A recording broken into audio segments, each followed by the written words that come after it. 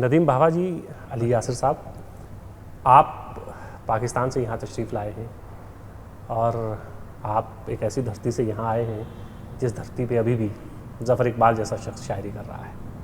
اور یقین جانیے گا کہ ہندوستان میں مجھے نہیں لگتا کہ کسی طرح بھی ان کے چاہنے والے پاکستان سے کم ہوں گے، بلکہ زیادہ ہی ہوں گے بالکل ہندوستان میں، اور آپ کا ملنا بھی ان سے رہتا ہے. میں چاہوں گا کہ کچھ باتیں آپ ظفر صاحب کے حوالے سے ضرور کریں. ظفر صاحب بہت بڑے آدمی ہیں، وہ صاحب اسلوب بھی ہیں اور انہوں نے اپنے آپ کو کئی بار توڑا بھی ہے. اس سے پہلے کہ ان کو کوئی توڑتا انہوں نے خود توڑ لی.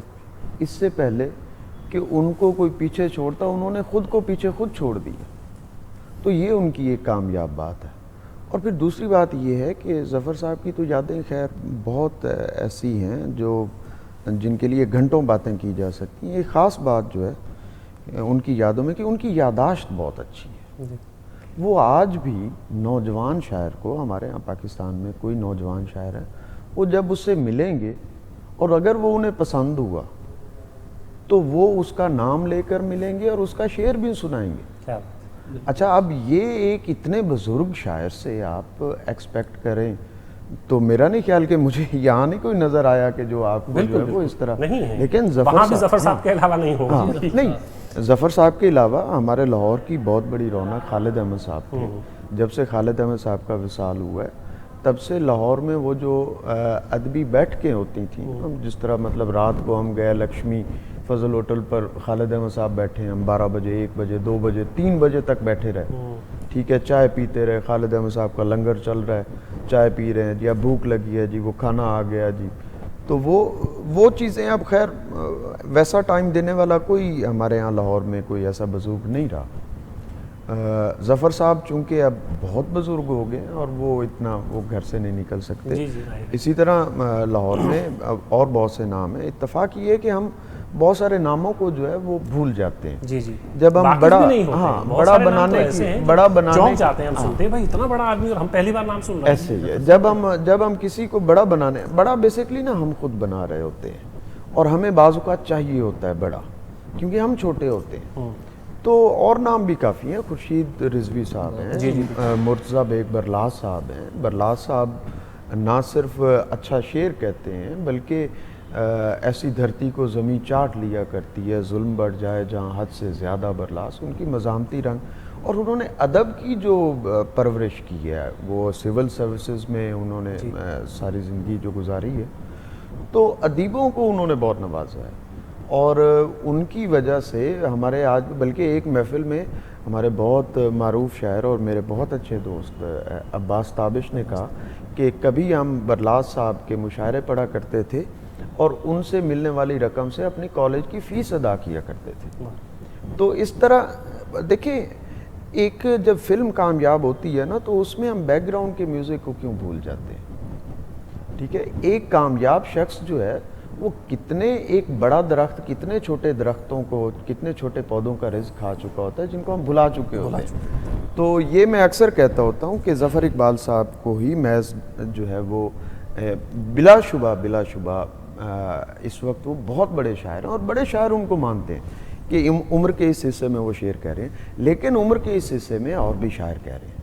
مطلب برلاس صاحب کو اگر آپ سنیں تو آپ حیران ہوں گے. اب بات یہ ہے کہ آپ کا وہاں تک رسائی نہیں ہے. اس کی وجہ کیا ہے؟ سرحد بیچ میں مسئلہ بن گیا. نہیں، وہی سرحد تو ایک مسئلہ ہے ہی، لیکن اب سرحد اتنا بڑا مسئلہ نہیں رہی. اب مسئلہ یہ ہے کہ جیسے آپ نے 2-3 نام گنوائے، میں وہی جیسے میں نے پہلے عرض کیا تھا کہ مسئلہ یہ ہے کہ آپ وہ جو اچھا ادب ہے، جو آپ کا اعلیٰ ادب ہے، جو معیاری ادب ہے، اس کو کتنا لوگوں تک پہنچا پائے.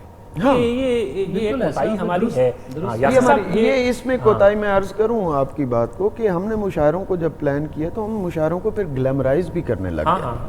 اچھا، اب تو باقاعدہ خواتین بلائی جاتی ہیں. ہاں، مطلب اور باقاعدہ خواتین بنائی جاتی ہیں، ان کو شاعرہ بنایا جاتا ہے. ظفر صاحب کے حوالے سے نہیں، آپ سے میں ظفر صاحب کے حوالے سے اس لیے بھی جاننا چاہوں گا کہ اکادمی جہاں کہ آپ اسسٹنٹ ڈائریکٹر ہیں، وہاں مجھے لگتا ہے کہ آپ ضرور ظفر صاحب کو بلاتے رہتے ہوں گے. کوئی کچھ سنانا چاہیں گے؟ کوئی قصہ ایسا، کوئی واقعہ؟ باتیں ہیں جو مجھے کچھ عرصہ پہلے ظفر اقبال صاحب سے ایک مکالمے کا ہمیں موقع ملا سماحی ادبیات کے لیے، ہم نے ان سے گفتگو کی، تو بہت دلچسپ آدمی ہیں ظفر اقبال صاحب جو ہمارے پاکستانی ادب کے معمار ہیں، بہت بڑے شاعر ہیں، ادیب ہیں، دانشور ہیں، کالم نگار ہیں، اتنی ہمہ جہت شخصیت ہیں وہ. اور گفتگو اور یادداشت، جس طرح آپ کو بتایا کہ یادداشت ان کی بہت اچھی ہے، اور شعر، اور اب بھی اتنے تر و تازہ لہجے میں شعر کہہ رہے ہیں 50 اشعار کے. تو ہم نے بہت ساری ان کے ساتھ جو گفتگو کی، اس میں بہت سارے معاملات جو ایک فضا میں ڈسکس ہوتی تھیں چیزیں ظفر صاحب کے بارے میں. تو ہم نے ظفر صاحب سے کہا کہ آپ مسئلہ کیا ہے آپ کا، آپ کیا کر رہے ہیں؟ تو انہوں نے بہت اچھی باتیں کی. انہوں نے کہا کہ دیکھیں، جو زبان جانتا ہے نا، وہ اگر کوئی زبان کے ساتھ چھیڑ چھاڑ کرے نا تو وہ تجربہ بنتی ہے، اور اگر جو زبان نہیں جانتا اور اس کو کوئی چھیڑ رہا ہے تو وہ جہالت ہوتی ہے. دوسری بات یہ ہے کہ وہ ظفر صاحب کہتے ہیں کہ بھائی آپ جو مرضی کہیں، ہنس کے مسکرا کے.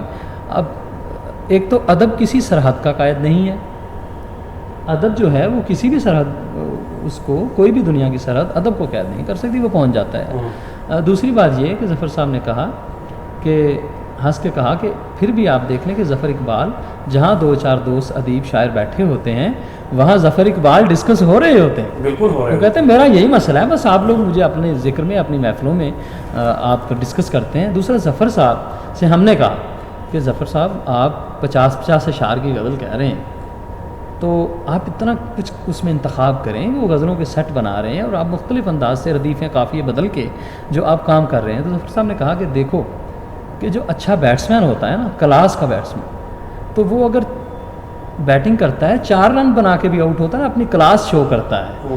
تو میری 50 شعر کی غزل ہو یا 10 شعر کی، تو میں اپنی کلاس شو کرتا ہوں.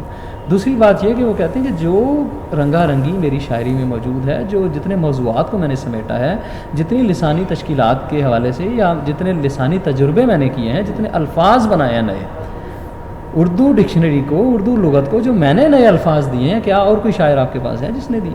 ہاں، یہ تو یہ بہت بڑا بالکل ظفر صاحب کے جو کارنامے ہیں وہ تو ہیں ہی. بس ایک ہم لوگوں کا جو ایک اختلاف ان سے رہتا ہے کہ وہ جو جیسے کالم کا آپ نے ذکر کیا نا، کالم کو مجھے لگتا ہے کہ ظفر صاحب ٹھیک ہے، شاعری میں تو جذبہ تو ٹھیک ہے، کالم میں یہ جو دلچسپی پیدا کرنے کے لیے کچھ بہت ہی کنٹروورشل قسم کے بیانات بھی ان کے ہوتے ہیں. اور کبھی کبھی ندیم صاحب ہمیں یہ لگتا ہے کہ یار ظفر صاحب ہمیں جس شاعر کو پڑھا رہے ہیں یہ تو کچھ اچھا شاعر تو نہیں ہے، لیکن ظفر صاحب اس میں سے 20-30 شعر اچھے نکال کے ہمیں دکھا دیتے ہیں. اور کبھی کبھی ایسے شاعر کی مٹی پلید کر کے رکھ دیتے ہیں جس کے اچھے شاعر موجود ہوتے ہیں. تو مجھے لگتا ہے کہ بحیثیت کالم نگار بہت معذرت کے ساتھ میں کہوں گا کہ وہ ناکام رہے، وہ ناکام رہے اس میں. اس میں ایک بات میں آپ کو عرض کروں کہ کچھ کام جو ہے وہ پیٹ کے لیے کیے جاتے ہیں. اچھا، ٹھیک ہے. اور کچھ کام جو ہے وہ خدمت کے لیے کیے جاتے ہیں. ظفر صاحب کبھی بھی اپنے آپ کو کالم نگار کی صف میں نہیں کھڑا کریں گے. لیکن ابھی ان کی کتاب آئی ہے ایک، دیکھیں وہ کتاب ان کا وہ ایک اور معاملہ ہے. ایک بڑا شاعر اگر آپ انٹرویو کرنے میں بڑے ہو جائیں گے تو دینے میں بڑے نہیں بننا چاہیں گے الٹیمیٹلی. اب وہ ایک شاعری میں اتنا بڑا نام اور کالم میں وہ اپنے آپ کو نہیں گنتے، یہ ایک اور معاملہ ہے ان کا، یہ ایک اور روزی روٹی سے جڑا ہوا معاملہ ہے. بالکل ایسے ہی ہے.